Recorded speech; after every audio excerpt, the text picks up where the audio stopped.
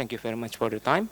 So I will start the presentation. So I'm sorry, but it's better for me to read so I can save the time.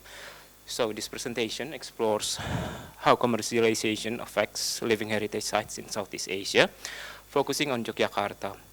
We'll explore the key patterns through case studies to preserve both living communities and urban fabric for a sustainable historic cities.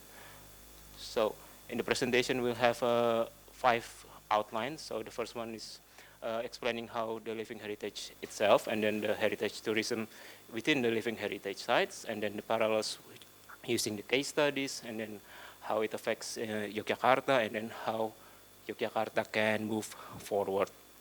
So we start with living heritage sites. Living heritage sites are spaces where active communities live in a historic space. They maintain the connection through their everyday lives, activities, through daily traditions, rites, and rituals inside a historic urban fabric. So this is an important aspect. Living heritage sites itself often intersects with tourism. Southeast Asia has several examples of these examples. The relationship between living heritage sites and tourism industry often pitted the tourism industry with the living community and also the historical urban fabric. For example, Yogyakarta. Yogyakarta is an example of a living heritage site. Its original community still has strong connection to the urban fabric. When it gained the World Heritage Sites a couple of years ago, it emphasizes the effects of tourism to its sustainability as a heritage site. So World Heritage Site itself, the status brings visibility and recognition to historical site. But for those living heritage features, it accelerates tourism pressure, risking this authenticity and integrity of this space itself. It became a double-edged sword that pressures the living heritage site itself. For example, tourism funds development and preservation, but it also gives immense pressure for the living community. It has become a problem, such as in Europe, where the locals begin some movement to fight the over-tourism. For example, the pictures we can see, one is in Spain and the other one is in Italy. So both examples faces over-tourism, and both local communities of these areas are having the effects of over-tourism into their everyday life. Now, using the case studies of World Heritage Sites in Southeast Asia, in response to the topic of this conference, this research focuses on the topic on how tourism alters the social, economics, and physical dimensions of living heritage. This allows us to see parallels and also the differences between different case studies, but inside the a focus area, which is the Southeast Asia. I choose 4 case studies. 4 of them are also historical World Heritage Sites. The first one is Georgetown and Malacca. The town's transformation shows that tourism has double side effects. Revitalized urban areas caters mainly to tourism, but it also raises the rent value, and also, but because of the rent value goes up, it pushes the local people, and also started the gentrification of the local area. Second one is the Hoi An. Some traditions in Hoi An are now staged for tourists in my research. Local life blends with tourism, but it blurs the line between commercialization and also the living heritage itself. Authenticity became more of a product to sell to tourists. For some examples that we found during our research. The third case study is Vigan. Vigan also faces tourism pressures after a strong resurgence after its abandoned period. It maintains many of its historical urban fabrics, but it also become more tourist-oriented rather than an authentic urban space. So tourism pressurized the original living inhabitants of these living heritage sites. So it changes the urban fabric and also the living element inside this living heritage site. The last example is Luang Prabang. It balances heritage and tourism industry, but the industry also began to become a more dominant feature in the employment of sector for the local people. It has slowly replaces traditional jobs, and many of the local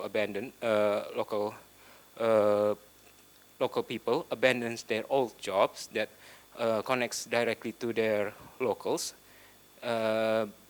They abandon it and then they work more on the tourism industry. Now, based on these 4 examples, we can see how tourism helps the preservation of historical cities. It funds restorations, support the local community, and prevent abandonment. When managed well, it sustains both the community and also the urban fabric. So it gives life to the economic ecosystem of the living heritage site.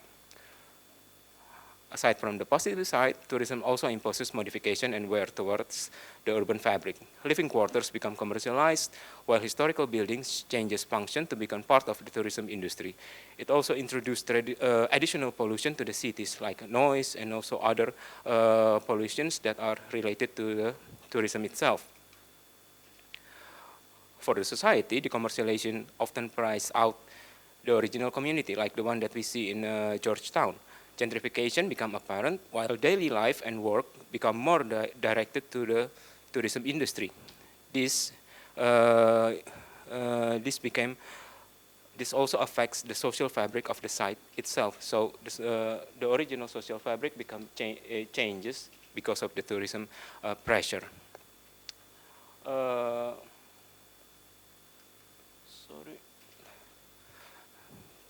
To cut off the time.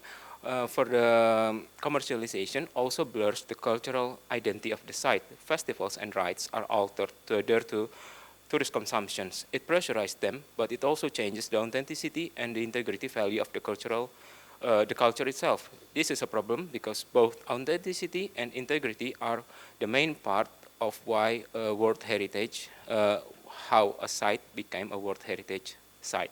So both of these main aspects become problematic if the tourism is not well maintained or well managed. The World Heritage sites in Yogyakarta, as you can see in the picture, it's the World Heritage site that is being recognized by UNESCO. Acknowledge the unique nature of the city. However, the case study shows that the risk after accepting the status also affect the value, the unique value itself. The research allows Yogyakarta to evade the negative. This research can allow Yogyakarta to evade this negative impact from tourism. Now, as a living heritage site, there are common parallels between the case studies and Yogyakarta. Modification and alteration to its urban fabric has slowly changed the face of the city in Yogyakarta. It also put additional pressure to those living inside or near the city, the historical city center. Okay. You have thumbs up. Okay, so sorry. Could you come up? Conclusion? Oh, the conclusion is, sorry. So, Yogyakarta is in a crossroad, so what should we do?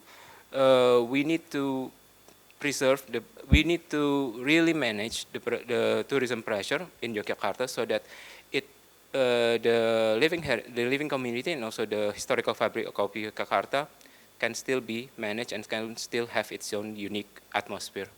Thank you. Okay, thank you, TRIAS MAHENDARTO. The paper is already analyzing of how tourism and particularly following UNESCO destination affected, and especially with the 4 cases in Vietnam, Malaysia, and also for Laos and Philippines. And I think it's bringing a lot of things to discuss. So first of all, the respondents, Chu.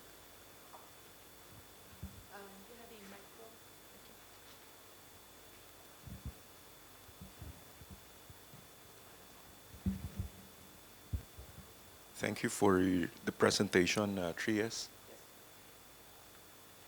You mentioned in your closing part of your conclusion that there is really a lot of things that needs or yet to be done to be able to manage living World Heritage sites based on the study areas that you have collected data.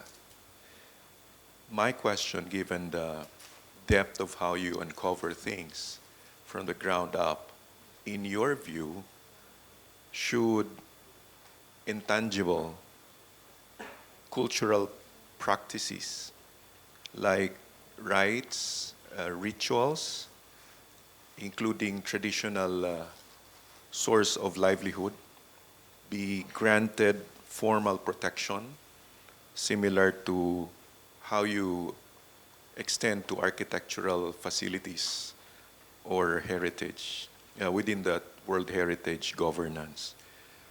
And is this something that is already visible or has been started in those areas that you have mentioned? Kindly walk us through with your, if you have those information. Thank you. The second one, I respond directly or? You can respond immediately. Okay. Thank you. Thank you for your input. For a living heritage site, it has two major factors. The first one is the urban fabric, the built factor, the tangible factor. The second one is the intangible factor, the rites, the rituals, the traditions. Usually, we focuses more on the protection of the built heritage, the buildings, something that we can see. The rituals, the rites, usually they disperse amongst the local people, and then in my research, we see that this is becoming more apparent, the danger becoming more apparent for the intangible part, because they are being incorporated into the experience of the tourism itself. So there are traditions, rites, and rituals that are being incorporated. So it loses the value, it loses the philosophical basis of the tradition of the rite itself, because it sells to the tourist that doesn't understand what the basis of the philosophy of why the rites, the rituals, and the tradition exist in the first place. So that's this is one of my, because this is part of my dissertation research. So the case studies, and among these 4 case studies, I concentrate more on Georgetown in Malaysia, because it is more similar to Yogyakarta, because my main case study for my dissertation is Yogyakarta itself. So, but these 4 case studies that I choose to present in this presentation shows patterns or similarities where the intangible part of the tradition becoming more and more commercialized, more and more touristically oriented. So I think it's more apparent that we need also to protect not just the fabric we can see, but tradition, but the way of people, for example, praying, or the way of people of, for example, doing the rites, all the ingredients of the rites, and all the things that that is included inside this tradition should also be protected. So it's going to be a large, a very general protective measure, but to be able to protect a living heritage area, a living heritage site, we need to slowly understand the main idea behind these intangible aspects. Then we can protect them more efficient. I think I hope I answer your question. Yeah, thank you. Because I just would like to add on that and then share from the experience in the Philippines, where in the late 1990s, Vegan City, which is one of your case study area, has been awarded with the World Heritage site. And then the local government slowly and gradually extended intangibles, assistance to these intangible practices that are being observed or exercised at the community level. so as in your own words, pressure them in economic terms, they're being priced out to move farther away from where they live, because sometimes the homestays are, the rent are excessive, and therefore most of the elders there are now being forced to move outside. And the practices, even their livelihoods are now being taken out. So these are the risks that continuously unfold, and probably it's very interesting if these are present and also done by other local government elsewhere where there is a World Heritage or Living World Heritage site. Thank you.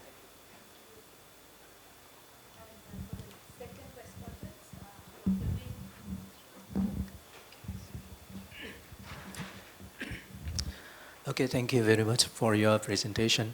I think this point is very popular across the Asian country right now, particularly in Vietnam. For example, you take the case study of Hoi An. Yeah, it's very kind of they suffer from a lot of pressure from the tourism and economic development, and even with the kind of the population growth as well, because they have to control the development of the whole city of Hoi An.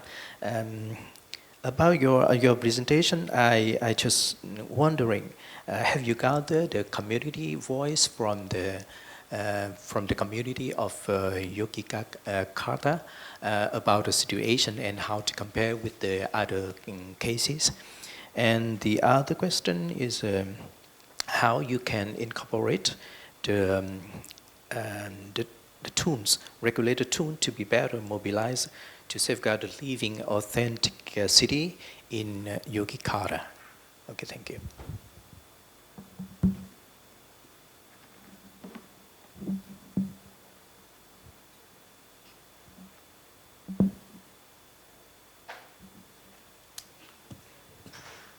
Thank you.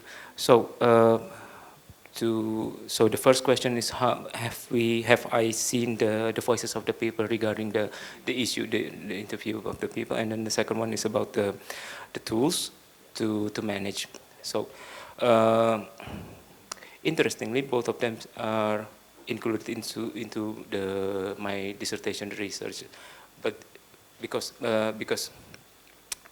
it is also because we have also interviewed the voices of the people, but because Yogyakarta is a very unique, the living community in Yogyakarta is very unique because we have two separate community. The first one is the Sultanate. It has most of the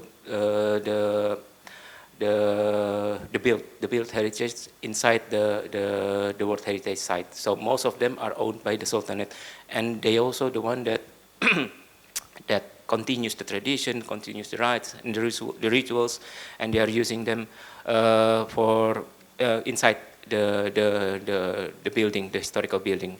And also we have the local communities. The local communities are people that is living inside the World Heritage Site, in the core zone, buffer zone, and also the supporting zone. We have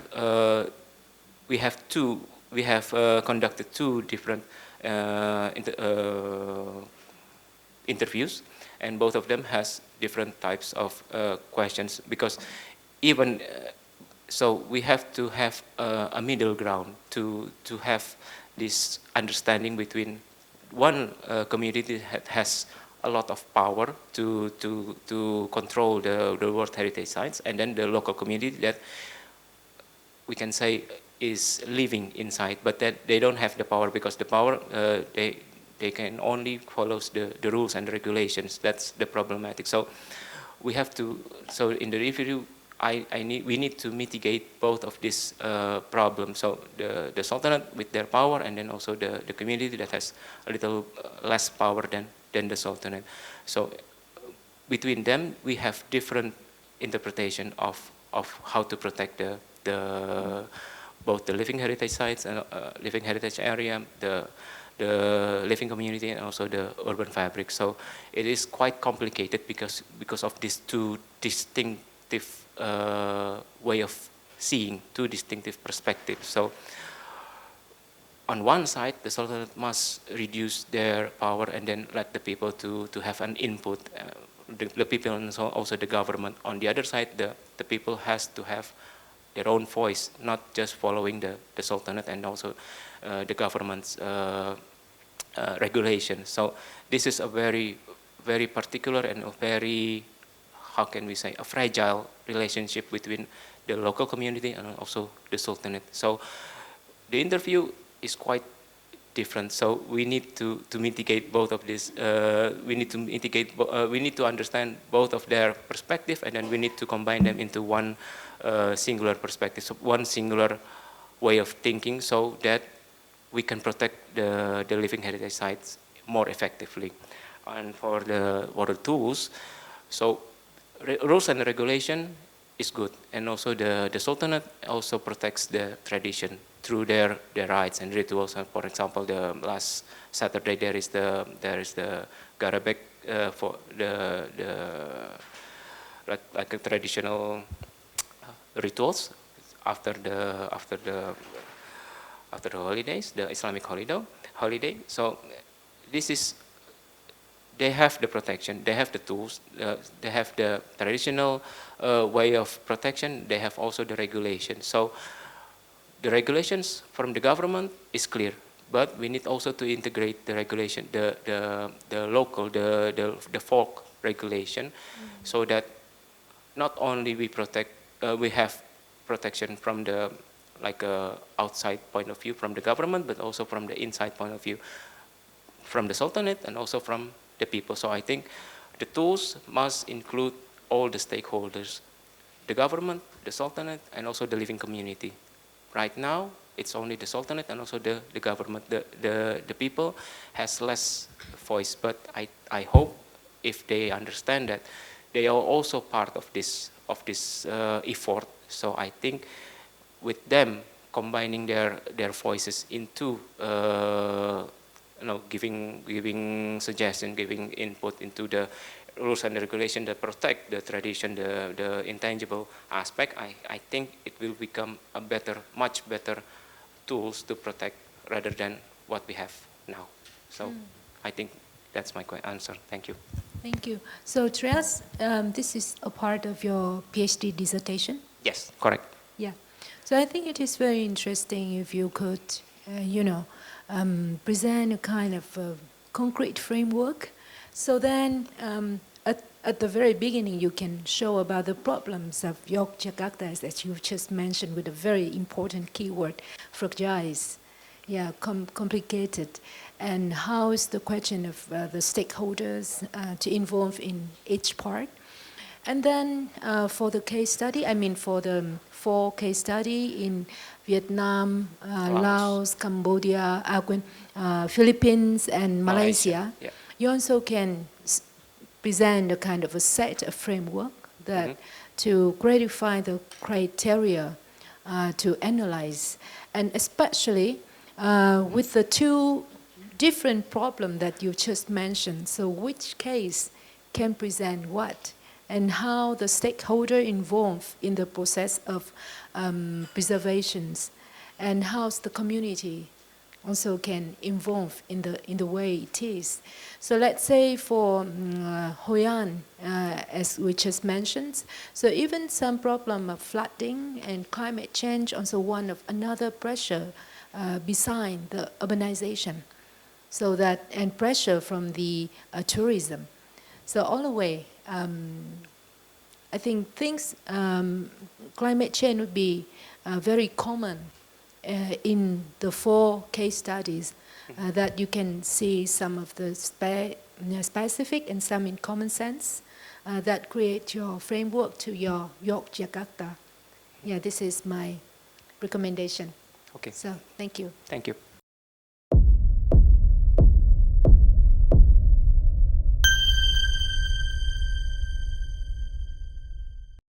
Okay, good morning, the panels, the honorable panels, and the other participants in this session.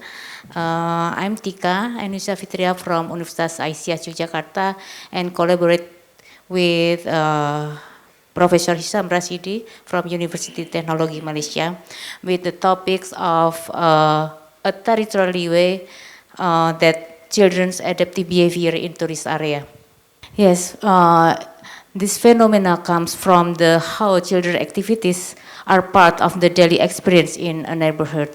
Some scholars have studied about this behavior, like about the outdoor environment, children's social context, and children play experience.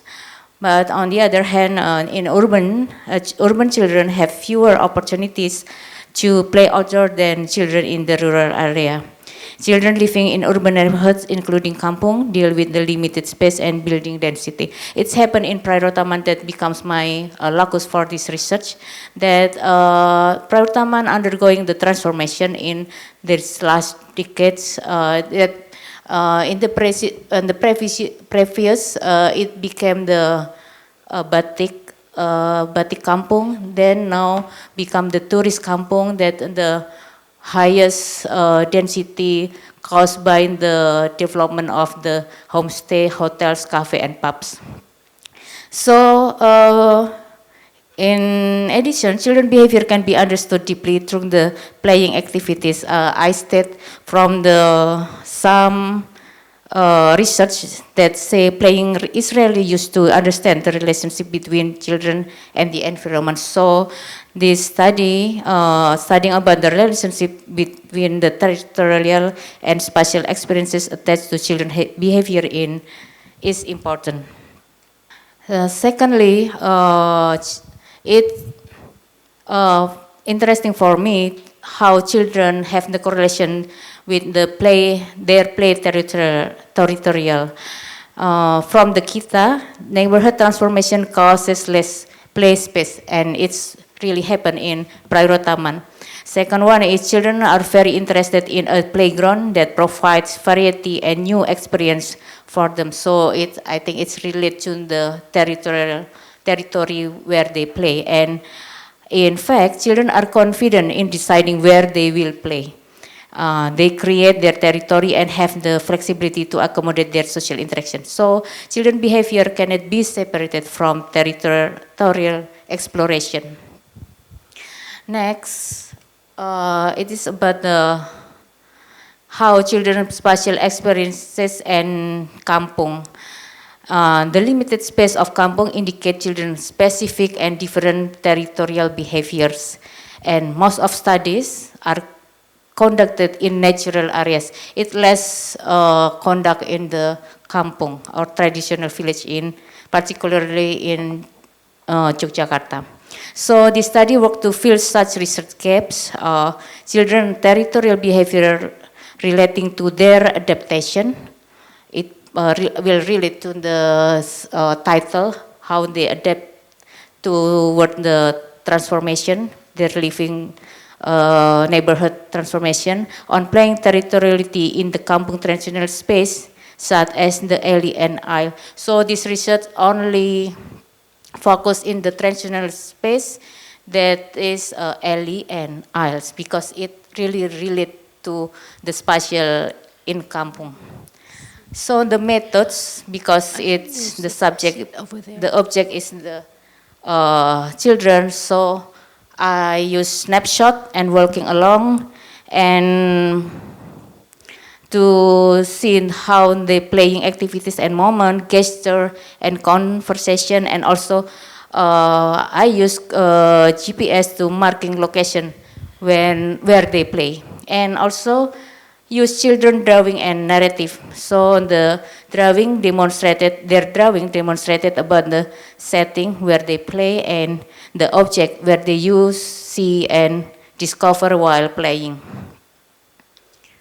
So this is the result and discussion about children's spatial experiences when the question is where they go to play and what they saw, use, or discover. At Prairutaman, most children use alley and aisles and vacant land as their play areas. Most games were played in this transitional space. So this research concludes that firstly, they build their spatial experiences through memory and surrounding object in the transitional space. It demonstrates with their drawing. When a boy, 7 years old, drawing, I'm walking through the alley, seeing homestay and my friend houses. So it showed that how they have the memory about their surroundings, neighborhood. So the second one, the result and discussion is about the children's special experience also, where they go to play what they saw, use, or discover. It found that children gain special experiences in transitional space by exploring the surrounding object, preferring their play space, and building memory while playing. So we can see in the picture, children's special experiences, children are playing Lego at the aisle, children are climbing fences during the break from the reciting the Quran. So it saw how they relate or have the special experiences in their neighborhood. Next, it is related to why are you playing here? The answer, this is my area. I play here yesterday. I usually play here. So it saw that children's perception of transitional space were influenced by the variety of activities and the flexibility of transitional space for playing. And it concludes that there is a common perception among children regarding transitional space, particularly alley and aisle. They interpret the territoriality of transitional space function as representation and symbolic of their play space in their kampung. It contrasts with formal settlement where the children are placed basically side. I think playground. time's is up. Oh, time's up. Okay. And some conclusion. Yeah.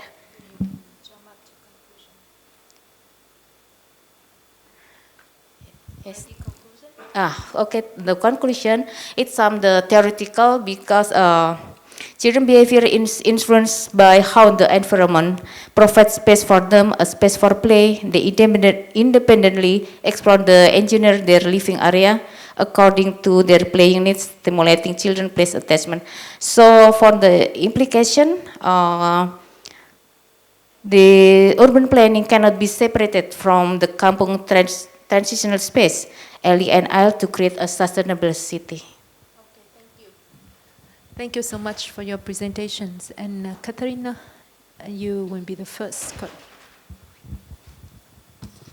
Okay, thank you so much for your presentation, TIKA, and also for Tramayan for letting me in, because I'm not the original reviewer of your paper, but she already gave me her review to deliver to you on her behalf. So I hope it is okay with you. Yes. But I agree with all her comments, but maybe there are some additional comments from me after I see your brief presentation, which I think is very fascinating, because we know that studies concerning children's preferences in terms of place characteristics that correspond strongly with how they play and so forth is very limited in the body of literature. So I really appreciate it, especially because you are interested in explore this kind of a study in a historic area like Pariro-Taman. So the reviewer, that is Velasari, and I also agree with that, have some, I think, one main concern. That is, because you talk about transformation, so I think it is very important to also discuss first about the place characteristics before, you know, this area is transformed into what you say as a tourist destination. And what kind of activities the children do before in those areas, in those alleys and so forth, before the tourism industry came into that area. That is my first question. And the second question is relates to the methods that you use.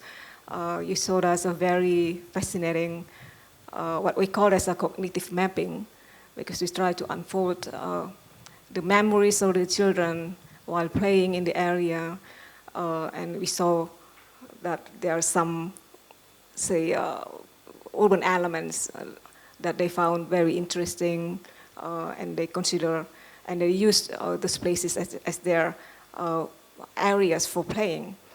But have you ever considered about using other methods like behavioral mapping? Because we know that there are two types of behavioral mapping that we know, like place-centered mapping and person-centered mapping. If you have already considered those kind of techniques, maybe you can share with us. If not, maybe you have stronger argumentation why you only use cognitive mapping and maybe semi-structured interviews. Okay, thank you so much for your presentation. Thank you, Katarina. And you can respond to Katarina. Okay, thank you, Mrs. Katarina. Yes, thanks for the question and input about the transformation. Yes, it is become my limitation for the while writing this article. So yes, I also really agree that I should what is this strengthen about the how the transformation and the particularly relate to the spatial for the children's now and before, and but it's become the before how they play in the last decades, because of the transformation, so the children use the alley and aisle, no more the what is called because the less of the vacant land, so they now only use the aisle and alley, but not in the street anymore. In the before they can go the movement, I think the more wider, because they can move from the aisle alley to the street and go to the other kampungs. But now they only use for the alley and aisle for their activity. But thank you. I will to input how the transformation, the spatial transformation relate to the children, and also how the activity, the children activity in before and nowadays. And second one, the method, yes, cognitive method. Now I learning about this cognitive method to how to see the drawing. And yes, person-centered mapping, I explore it with the what you call GIS to note the movement, the radius. So sorry because the limited time, so I not present, but it's how they move and the radius. And I found that the radius is only 200 until 500 meters. And they concentrate in the around of the masjid, the mosque, and also their home. So I think it limited movement nowadays for the children in Prayurataman. Yes, thank you. And for the second respondent, I would like to introduce Dr. Vinh. Yeah, thank you very much for the presentation. Very good topic about the playground, play territory for the children in the informal settlement. Actually, in Vietnam, we have also have so many different kind of settlement, and the children have to adapt with the territory. But I have two questions. The first question is that can you describe more about the play territory for the children? And the second one is how you can and have you create a kind of a framework for the to transferable for another camping to apply in another kampung or in another kind of informal settlement. Thank you. Yes, thank you, Doctor. Firstly, about the play Territorial. In my conclusion, my result contrasts to some of scholars. They say about the design of children outdoor environment generally does not address children's needs and preference. But in my research, I saw that children's behavior is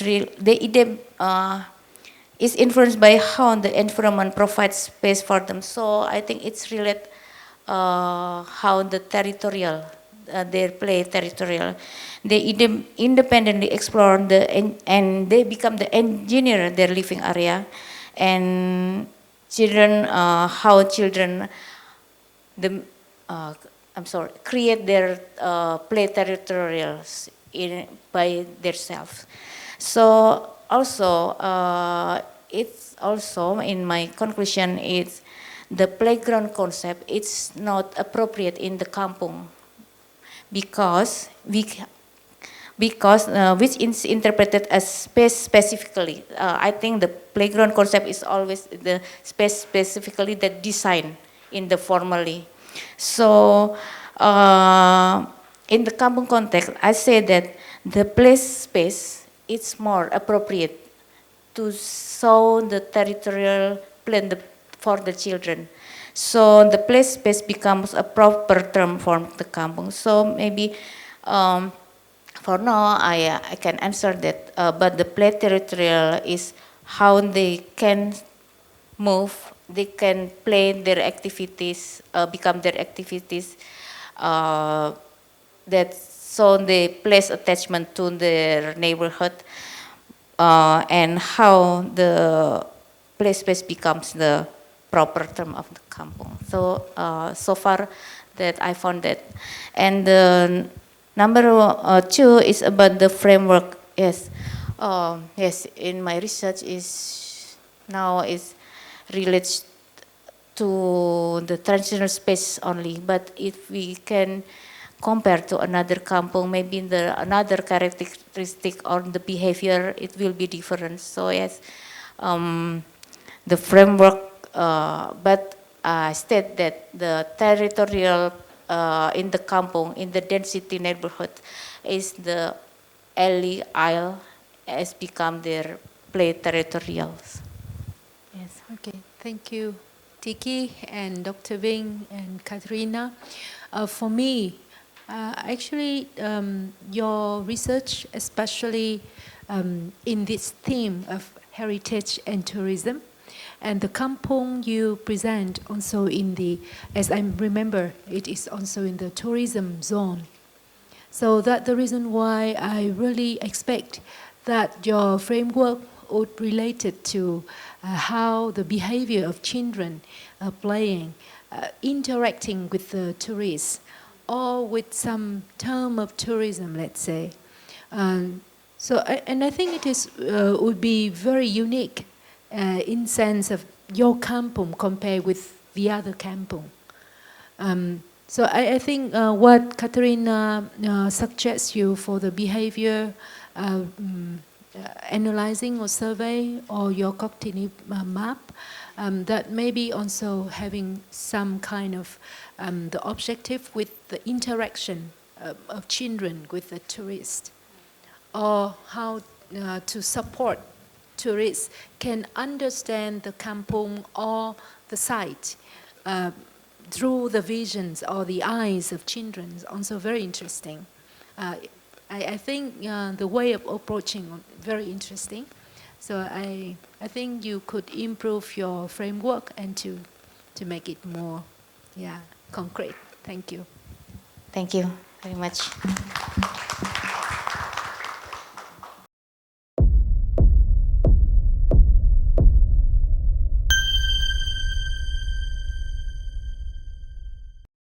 Okay, thank you. My name is RIRI CHAIRIYAH, and I want to tell you about my research about development of sustainable tourism village in the Kemesu Valley community amid the onslaught of modernization. Okay, nowadays people from city love going to the village for recreation, healing, and relaxing. But in other side, growth many recreation area in the village which had modernization style, like Little Tokyo in Linggo Bantul, Yogyakarta, Obelix Fields with Greek style, Heha Sky View with modern style, and any other places which not suitable with the context. Besides that, going through the modernization recreation place in the village, industrial modern foods, modern furniture, modern materials get into village area. This is could make local resources are declining, and in the future, if this always happen, local culture will become extinct. So we need a sustainable village tourism to implement for our village recreation. So UNESCO is already aware of the problems, and they have issued some policies for sustainable village tourism to prevent that happen. UNESCO has focused for village area. If want to make recreation, they must developing advocating policies and framework that support sustainable activities. And second, they must developing strategy sustainable planning. And third, they must developing destination approach the empowering local communities. And many more theories about sustainable village tourism who broadly have the same opinion. So this is the conclusion from theories about sustainable village tourism. Okay, you can see this is a conclusion for the 7 theories from other research about sustainable tourism village, and many more theories. This is agree with, we have some research and research and culture and about others important things who have sustainable and contextual with the area. So our research locus in the Kemesu Valley, community in Linggo Bantul, Yogyakarta province, the location near its destination in Yogyakarta, like Little Tokyo, Mangunan Forest, Becicipik, Songgolangit, and any others. Some destinations have modern style and others try to using local style, like Becicipik and Songgolangit for the destination attraction. And the Kemesu Valley community want make their village have economic growth. So they want make their village as one of the destination to recreation. Because if just hanging with their main job as a farmer, they will have irregular income if entering the dry season. With focus group discussion and participatory design method, we want to check what they're aiming to their community recreation destination. Before we make focus group discussion, we had identified some local research in Kemesu Valley area, like a natural resources, cultural, technology information, financial resources, institutional and policies resources, and human resources. And after that, we informed the Kemesu Valley community, who represented by various stakeholders from the Kemesu community. And next, this is their master plan from participatory design. Okay, and next we have the result. They all had aware about the natural advantage they have, like the reach of good view, farmer activities, their local plans, and their village position.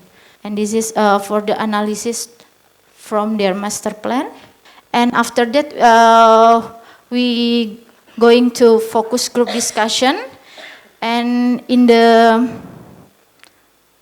right side, we have some consent from people, and in the left side we have some effort from people to make village tourism. Okay, this is from our framework, and have some implementing who going to the Kemesu Valley. And this is for conclusion. If tourism development is not directed and only pursue economy interests, it can result in negative transformation. Transformation of land use for artificial tourism that doesn't reflect local culture, we have an impact of the erosion of local wisdom owned by the village. Efforts to reduce the degradation of local wisdom in village due to tourism area by implementing sustainable tourism development in the village. The Kemesu Valley community implemented the development of a tourism village design that prioritizing transforming expertise in local food processing, local building material, the character of existing nature as the hill ecosystem, and livelihoods, Javanese arts and culture skill as important aspect. The use of local resources is not only to increase the tourism attraction on, but also to maintain local identity, preserve art and culture, avoid the extinction of local food due to food from outside the region. Increase community resilience, especially socially, culturally, and economical. That's all our research. Thank you. Okay, thank you, RIRI. And I would like to introduce Dr. Roni as the first respondent. Thank you, HISYAM, for making that very grounded and interesting presentation, providing us with a comparison of the different areas that you have compared in the Kemesu Valley. I would like to inquire, probably, can you enlighten me on how you were able to select, based probably on your assumptions and understanding on the literature that you have reviewed, the different criteria, if there is, that you use to analyze the community-generated design, and was there a way, or I don't know if I missed out in the paper in your presentation, that you standardized in making the comparison between the areas?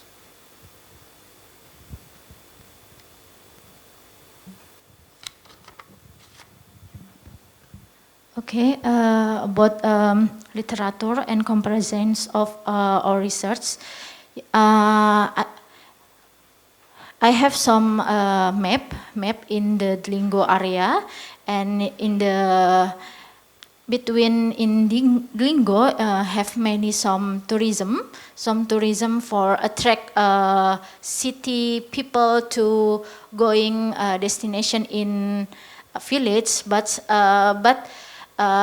we have some problems if our destination have many modernization style and not local style. So we going to Kemesu Valley, want to develop their village, and we just going through other destination around their village, and we have compared so many modernization area, and after that we want to make Kemesu Valley is more contextual and have some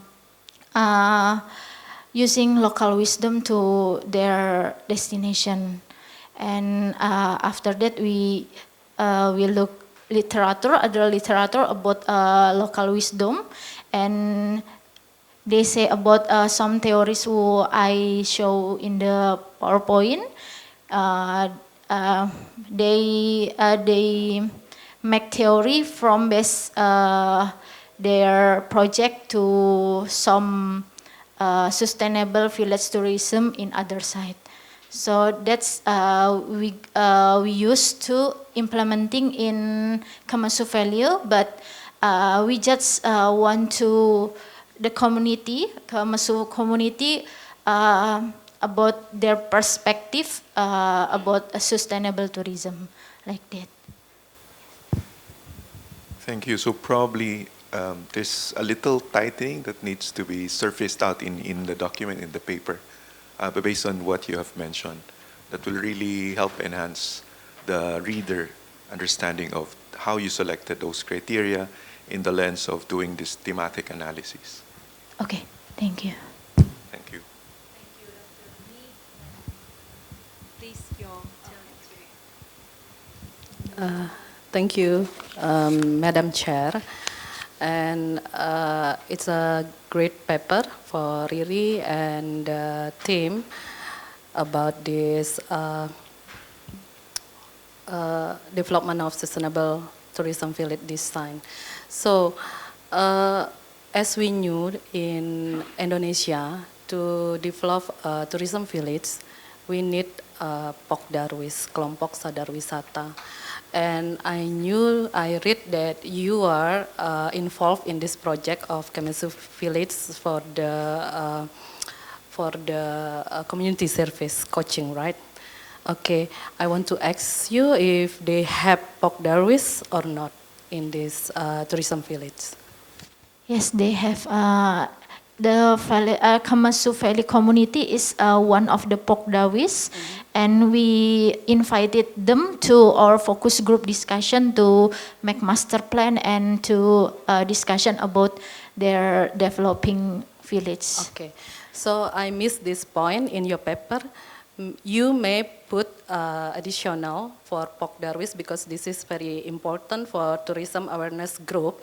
So in this group, the text is to increasing public awareness of local potential, promoting these destinations and involving the community in sustainable tourism activities. So this might be the solution. So you have to activate the Pokdarwis in Kemesu village and work together with them to prevent from this tourism destination. So you have to create what kind of tourism destination you want to achieve for the future.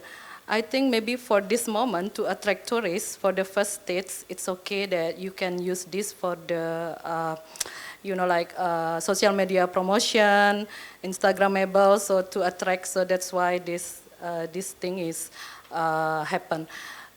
And one thing that I read from your paper is the condition of the local resources in natural resources. That's mentioned Saujana. So this is very interesting because, but you didn't explain what Saujana is. Yes. But actually this is very interesting and very, I think it's ethnic, right? Because it's about cultural landscape, and then indigenous knowledge, and then ecological harmony and spiritual significant place. So you can put Saujana and explain them in your paper. Yes. So I think this is a good idea to put in as a point in your suggestion. And also one more thing, do you have any other approach instead of the approach that you use at the moment, the method?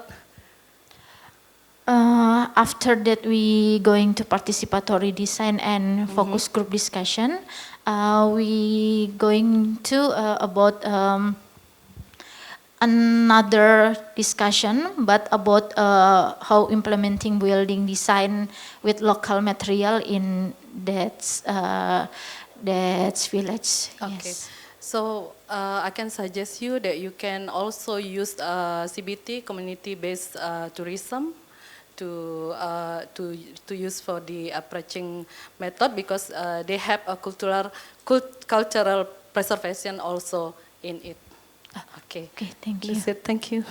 Yeah, thank you, the two respondents.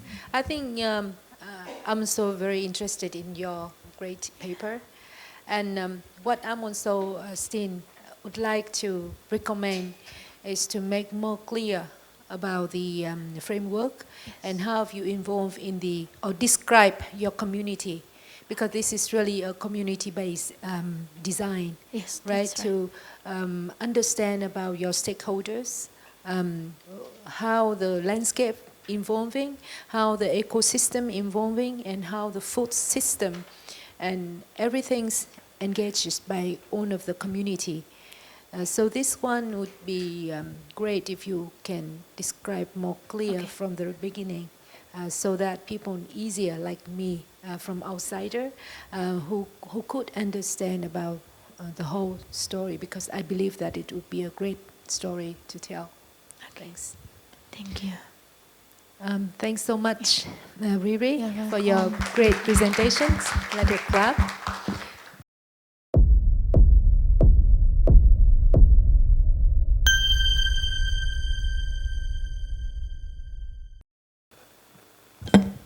Okay, thank you. Good morning, everyone. Good morning for the panels, the moderators, and also the respondents, and also all the audience. Let me present my research titled The Typomorphology of Urban Tourism Spatial Landscape on the Cosmological Axis of Malioboro, Yogyakarta. So, there is some reason that background this study. The first one is the unique concept in Yogyakarta city landscape. It is the cosmological axis. So this cosmological axis is a strong Japanese cosmology influence that show about the city design based on spiritual connection between Mount Merapi and the South Sea, symbolizing human journey and cultural values. And then about the UNESCO recognition that designed this axis as an associative landscape reflecting Japanese civilization through tangible and intangible cultural elements. And also, this enhanced tourism attractions, enhance public spaces that meaning and serves as a key site where culture, history, and modern life converts. So this condition make a new paradigm in Yogyakarta tourism, which urban space and tourism dynamics make a changing function, which tourism facilities transform the city center's image and function, creating a more dynamic urban space. And then the social media influence introduce new attraction and popularity and also tourism trends about the area around the axis. And also the structural change driven by tourism management regulation, turning spaces into prominent tourist attraction. So the typomorphology for planning and design of urban spaces is, it is the one that could be an approach for the spatial image transformation, physical and social changes, and also the potential itself of the typomorphology supports cultural preservation, sustainable tourism, and also social interactions, spatial development, and local economic growth. This research was conducted based on the exploration of some theoretical gaps on the phenomenon of changes in urban spatial landscape due to the dynamic tourism activities. Therefore, the research was conducted with a rationalistic paradigm approach, a combination of qualitative and quantitative research methods with a grounded theory approach. So the qualitative focus is the understanding complex phenomena in tourism spatial landscape, and the theory development derives theories directly from the field data and also modifying the existing theories. I also use the place center mapping techniques to gather some information about the tourism component and also tourism activities around the site. So it is about the Malioboro Main Street. There are some reason why the Malioboro Main Street become the location of this research.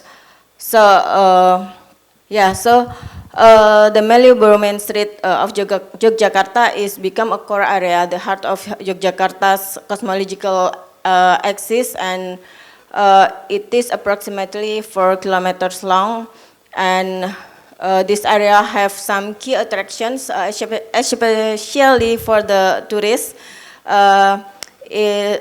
Yes, like Bring Harjo Market, some cultural festivals that held here, and also it also have a vibrant social atmosphere besides of the tourist attractions.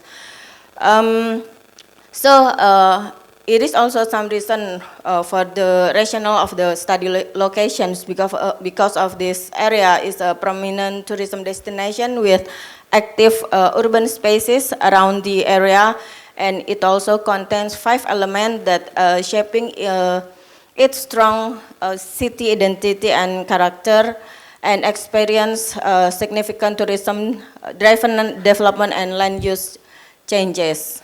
Yeah, this is the urban spatial landscape of the Malioboro Main Street. So I come with the Kevin Lynch's theory about the element of the city, and in the Malioboro Main Street, it found 3 key elements.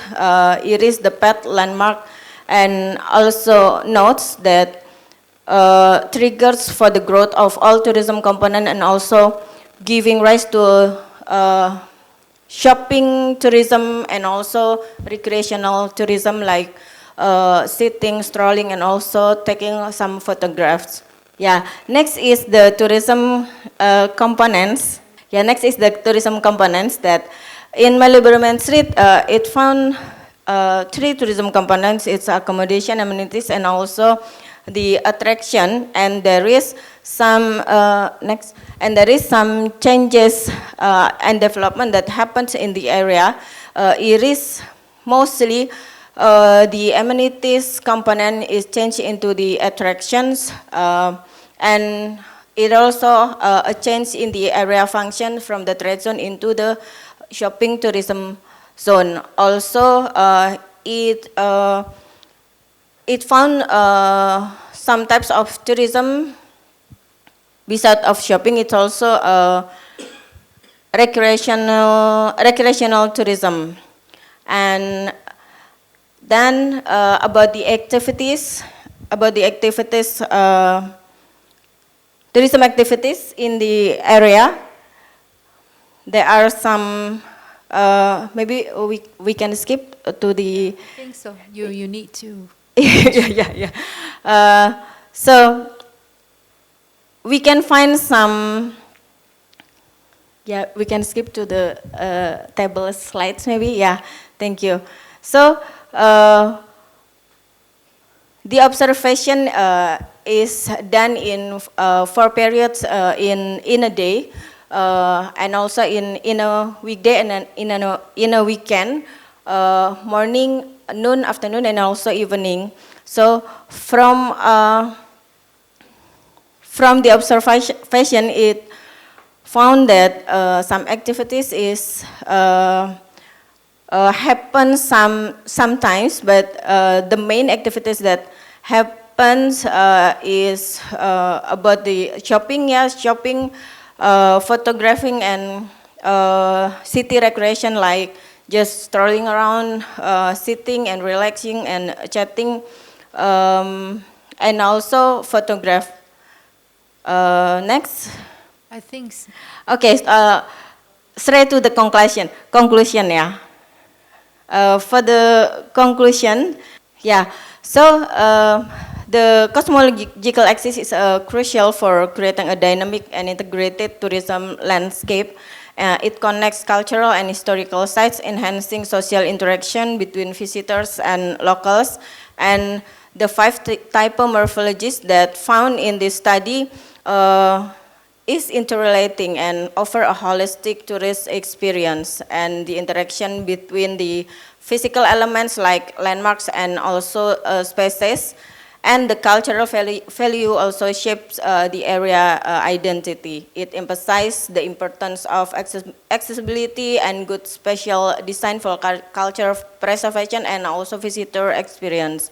It also highlights the need for sustainable, adaptable tourism management also, and can provide guidelines to support local identity, sustainability, and the appealing of the area as a cultural rich destination. Okay, thank you very much. Thank you, my aunt, and also for Diana and friends' presentation today. Well, type of morphology study of Marlborough Street, I think it's not very new because there are a lot of studies concerning type morphology of this area, but I'm glad because you are trying to see this transformation and the typology of the urban forms of Marlborough Street from the lens of tourism. And you have, I think, done a very rich study, but I just want to make sure that you explain first about the definition and the characteristics of typomorphology, because we know it is a study that concern on the spatial characteristics and the transformation of the space in terms of the urban form.